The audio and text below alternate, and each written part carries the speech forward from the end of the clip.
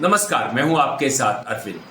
दोस्तों, ऐसा लगता है उन राज्यों में जहां पर हिंदी बोली और कम से कम समझी जाती है, जैसे कि यूपी, बिहार, दिल्ली, चंडीगढ़, पंजाब, महाराष्ट्र, गुजरात, राजस्थान, मध्य प्रदेश, इन सभी राज्यों में एक तरह की सामाजिक उथल पुथल दिखलाई पड़ती है। माहौल में अराजकता घुली महसूस की जा सकती है। हवा बदल गई है, माहौल बदल गया है। सीबीआई और ईडी जैसी चीज नहीं है, वो बीजेपी के कंट्रोल में है। तो उनको ये भी सोचना चाहिए कि किसी ना किसी दिन बीजेपी की सरकार बदलेगी और फिर कार्रवाई होगी। आपको जो करना है करिए, मगर बाद में कानून आप पर लागू होगा। मैं आपको गारंटी दे रहा हूं कि कानून आपको नहीं छोड़ेगा।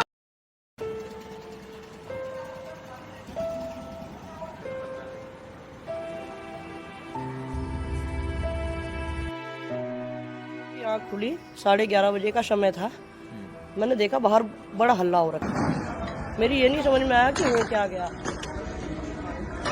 पूछा लड़के से पकड़ के, मैंने क्या हुआ कि जी कावड़ियों के खाने में प्याज आ गए, उन्होंने तोड़ फोड़ कर दी। तो से 150 लोग घुसे और पूरा तहस नहस कर दिया।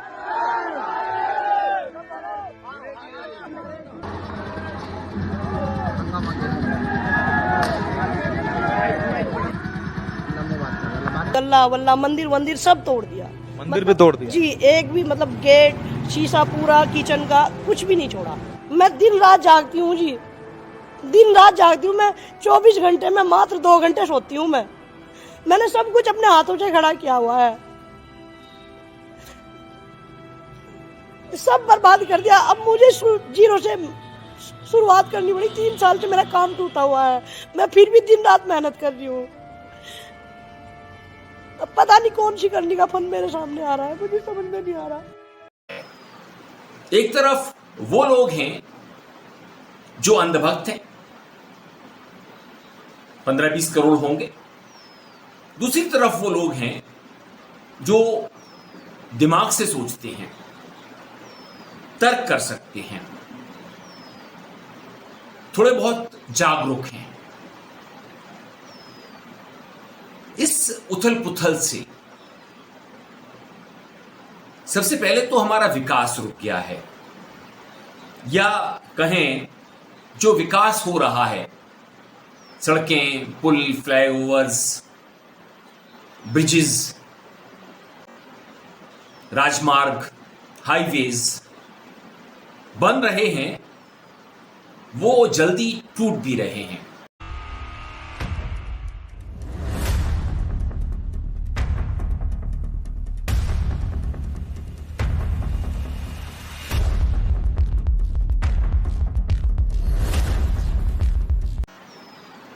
बह रहे हैं, धस रहे हैं, क्योंकि उनकी गुणवत्ता बेहद खराब है। सड़क एवं परिवहन मंत्री नितिन गडकरी कितने भी इंटरव्यू दें, बड़ी बड़ी ज्ञान की बातें करें कि उनके दौर में सड़कें तेजी से बनी हैं और बन रही हैं, मगर मामला कुछ डाइसी दिखलाई पड़ता है।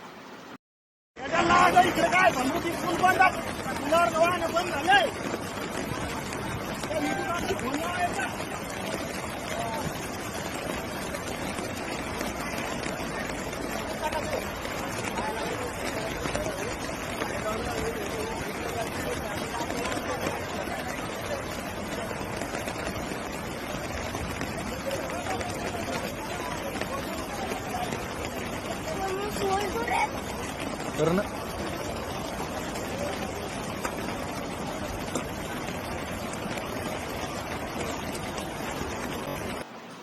भ्रष्टाचार की हर जगह से बू आ रही है, सड़कों में जल्दी गड्ढे हो जाते हैं। तो मुझे जरूरी नहीं कि मैं पहले से बता दूं कि मुझे वहां इंस्पेक्शन के लिए जाना है, तो फिर तो सब कुछ ठीक ठाक हो ही जाएगा। मैं ड्रोन भेज दूं, पता वही लेकर के आ जाता है और उनको पता तक नहीं चलता है कि मैंने जानकारी ले ली है।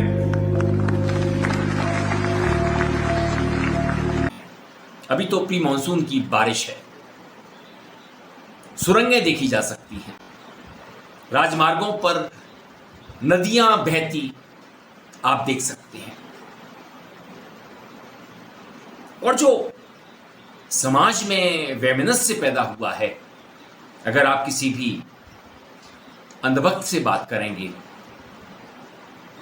किसी सामान्य आदमी से बात करना शुरू करिए, अगर आप तर्क के साथ अपनी बात रखते जाते हैं तो अंधभक्त की कलई खुलती जाती है। थोड़ी देर में वो बेबस सा होता दिखलाई पड़ता है, उसके पास सवालों के जवाब नहीं होते। एक दौर में आपने यूपी, बिहार, मध्य प्रदेश, इन इलाकों में कट्टे का नाम सुना होगा।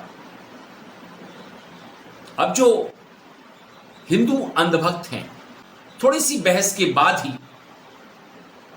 बतलाने लगते हैं कि मैं कट्टर हिंदू हूं।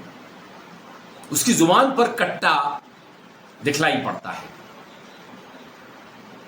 जैसे कि वो कभी भी इस कट्टे को चला देगा।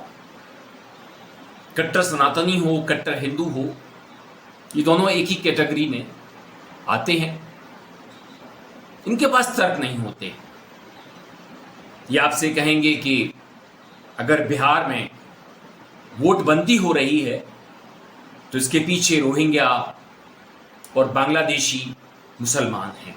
हिंदुस्तान की जनता को और बिहार की जनता को कह रहा हूं कि महाराष्ट्र का चुनाव चोरी किया गया था, और जैसे महाराष्ट्र का चुनाव चोरी किया गया था, वैसे ही बिहार का चुनाव चोरी करने की कोशिश की जा।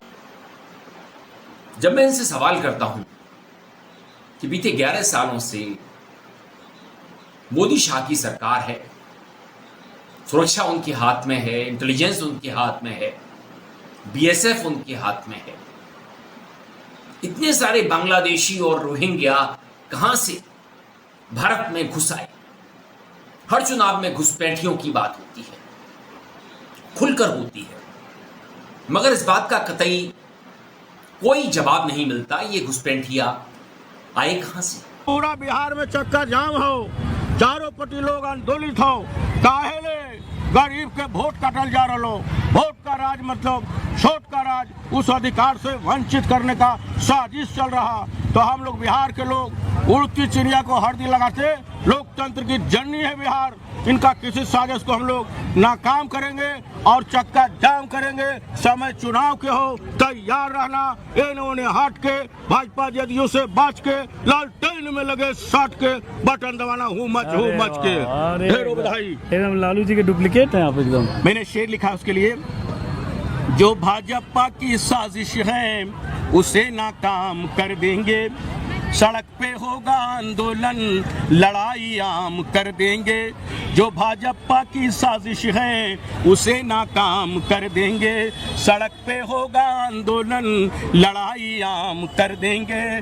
जो पहले से वोटर हैं जिंदा हैं फिर भी गर नाम कटा, जो पहले से वोटर हैं जिंदा हैं फिर भी गर नाम कटा, तो चक्का जाम कर देंगे, जीना हराम कर देंगे।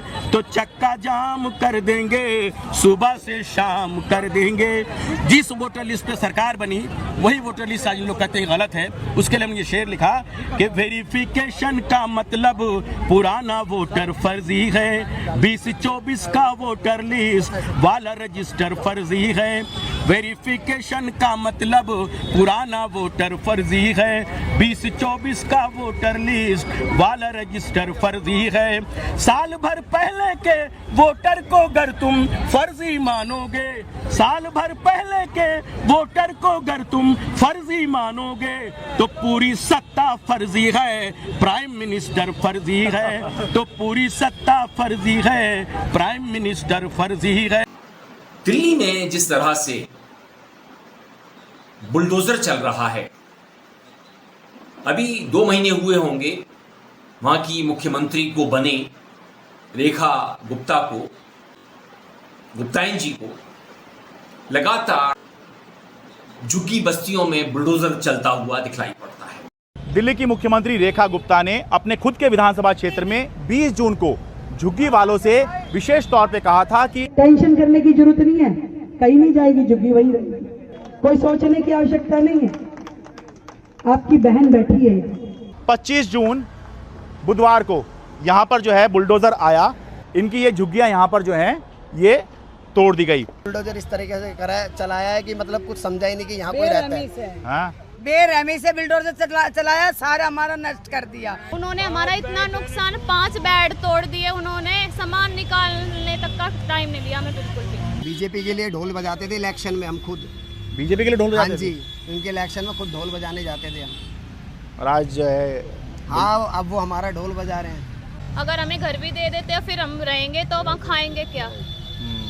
और सरकार घर भी ऐसे दे रही है, ना पानी की सुविधा है वहाँ पे, ना कोई शौचालय की सुविधा है। ऐसे घर में रह के हम क्या करेंगे? पर आपको तो वो भी नहीं मिला, पहले वो मिल जाए उसके बाद तो शिकायत करो। कुछ भी नहीं मिला, हमें तो कुछ भी नहीं मिला है। हम भी तो इंसान है, कुछ जानवर तो है नहीं जो हमको जानवर की तरह बरत के कमर की तोड़ के चले जाते हैं।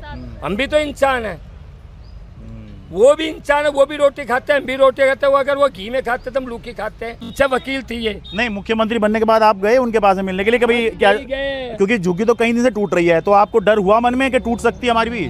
मालूम ये बात है, किसी के मन में हम क्या कह सकते हैं? हम तो अच्छा ही समझ के हाँ। ये तो हम तो अच्छा ही समझ के इनको मुख्यमंत्री बनाया। मैं खुद बीजेपी का हूँ, हम बीजेपी के खुद सरकार है, हम सपोर्ट ही बीजेपी को करते। लोग खुले आसमान के नीचे हैं। इस बात को लेकर के भी अगर आप सवाल करेंगे तो इस तरह के जो अंधभक्त हैं वो यही कहेंगे कि ये झुग्गी झोंपड़ियां, गरीबों के मकान इलीगल थे, गैर कानूनी थे, अदालत का आदेश है इसलिए तोड़े जा रहे हैं। मगर जवाब किसी भ्रष्टाचार को लेकर के सवाल करेंगे कि देखिए आयुष्मान भारत में एक ही फोन नंबर पर लाखों लोगों का इलाज कैसे हो गया, शेयर मार्केट में घोटाले पर घोटाले हो रहे हैं, जो पहले सेबी की अध्यक्षा थी माधवीपुरी बुच, उन पर तमाम आरोप लगे, आरोप साबित होते हुए दिखलाई पड़े, मगर वो रिटायर हो गई, उनका कुछ नहीं बिगड़ा। अभी एक मामला सामने आया है, कोई अमेरिका की ट्रेडिंग कंपनी है, उसने इक्विटी और डेरिवेटिव्स में, जिसे हम फ्यूचर ऑप्शन कहते हैं, उसमें गलत तरीके से ट्रेडिंग करके 40-45 हजार करोड़ रुपए बना लिए। सेबी ने सिर्फ 4,000 करोड़ रुपए की जब्ती की है। ये पैसे हमारी जेब से ही निकले होंगे, हम जैसों की जेब से, आम भारतीयों की जेब से। तो हमारे देश में राम नाम की लूट है, लूट सके तो लूट, अंतकाल पछताएगा जब प्राण जाएंगे छूट। मुसलमानों के नाम पर हिंदुओं को डराओ, मगर इस बात को लेकर के भी जब आप किसी अंधभक्त से सवाल करोगे तो वो यही कहेगा हिंदू खतरे में है। मैं जब इनसे पूछता हूं कि भाई 11 साल हो गए, हिंदू खतरे से बाहर क्यों नहीं निकल पा रहा है, ये खतरे में क्यों बना हुआ है, तो उनके पास कोई जवाब नहीं होता। हिंदू खतरे में है। जब मैं इनसे पूछता हूं देश में जितने भी जघन्य अपराध होते हैं, हत्या, लूट, बलात्कार, क्या सभी अपराधों को मुसलमान ही अंजाम देते हैं? कितने परसेंट देते हैं? भाई देश में 20-25 करोड़ मुसलमान होंगे, ईसाई थोड़े से, सिख होंगे, जैन होंगे, बौद्ध होंगे, बाकी धर्म के लोग होंगे, मगर हिंदू तो मेजॉरिटी में है। क्या सारे के सारे अपराध अगर आप किसी अनुपात में भी देखें, प्रोपोर्शन में देखें, तो क्या ये अपराध मुसलमान ही करते हैं, ईसाई करते हैं, सिख करते हैं? मैंने एनसीआरबी के आंकड़े देखे, गहन अध्ययन किया तो पाया कि ज्यादातर इस तरह के अपराध हिंदू करते हैं, मगर अब तो हिंदू राष्ट्र को राम राज्य की गारंटी माना जा रहा है। देश का बुरा हाल है, इकोनॉमी धंसती जा रही है, हम दुनिया में कहीं भी नहीं हैं, कुछ खास बनाते नहीं हैं, उत्पादन नहीं करते। चीन हमसे 50 साल आगे निकल चुका है और बीते 11 सालों में हम 50 साल पीछे वापस लौट चुके हैं। हम आदि मानव के दौर में लौट रहे हैं। हो सकता है हम सड़कों पर बैलगाड़ियां देखें, घोड़ा गाड़ियां देखें, क्योंकि ज्ञान विज्ञान की बातें अब कोई सुनता नहीं है, खारिज कर दी जाती हैं। हाँ, हमारा स्पेस प्रोग्राम कहीं कुछ कामयाबी हासिल करता है तो मोदी फोटो अपॉर्चुनिटी से बिल्कुल भी पीछे नहीं हटते, सामने नजर आते हैं और विज्ञान की बातें करने लगते हैं। हालांकि उनकी जुबान से विज्ञान की बातें, ज्ञान की बातें ज्यादा अच्छी नहीं लगती, क्योंकि वहां पर मूर्खता ज्यादा दिखलाई देती है। प्रधानमंत्री कह देते हैं कि हमें विदेशी सामानों का इस्तेमाल बंद कर देना चाहिए, मगर वो ये नहीं बताते कि कैसे बंद होगा। देश में जितने संघी हैं, भाजपाई हैं, कट्टर हिंदू हैं, कट्टर सनातनी हैं, मोदी भक्त हैं, क्या वो बतलाएंगे कि सभी मोबाइल फोनों का इस्तेमाल बंद करने जा रहे हैं? वो एसी का इस्तेमाल नहीं करेंगे, किसी भी चीन में बनी वस्तु का प्रयोग नहीं करेंगे। वो गारंटी दे सकते हैं। अगर नहीं दे सकते तो अपने नेता को बतलाएं कि हम कैसे विदेशी सामान का इस्तेमाल बंद करते हैं। तो हमारे देश में अब तर्क के आधार पर कोई बहस नहीं होती। अगर आप शुरू भी करेंगे तो बात हिंदुओं के खतरे पर आकर के खत्म हो जाएगी। मुसलमानों को सबसे बड़ा अपना दुश्मन बतला दिया जाएगा और उन्हें जिस तरह से सताया जा रहा है, उनकी उपेक्षा की जा रही है, उनका दमन किया जा रहा है। वैसे तो दमन उन लोगों का भी किया जा रहा है जो मोदी से असहमत हैं, मोदी की नीतियों से असहमत हैं, अनीतियों से। वो चाहे युवा, बेरोजगार युवा हो, मुसलमान हो, महिला हो, पत्रकार हो, भले ही वो हिंदू हो, कोई फर्क नहीं पड़ता, उसे उसी श्रेणी में रख दिया जाता है जिसमें मुसलमानों को अब रखा जा रहा है। भले ही मोदी पीओके ना ला सके हों, सीज फायर पर ट्रंप ने 18-20 दफा बोल दिया हो कि ये सीज फायर मैंने करवाया, ट्रेड के लिए करवाया, मोदी की जुबान नहीं खुलती। इन दिनों वो विदेशों से कई देशों के सर्वोच्च सम्मान ले चुके हैं, ले रहे हैं, और उन्हें नेहरू जी के, स्वर्गीय नेहरू जी के, इंदिरा जी के, राजीव जी के समकक्ष नहीं, उनसे बड़ा करके, खड़ा करके दिखलाया जा रहा है।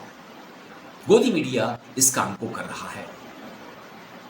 आज बिहार में चक्का जाम था वोट बंदी के विरोध में।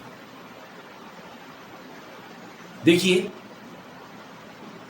ऊंट किस कर बट बैठता है।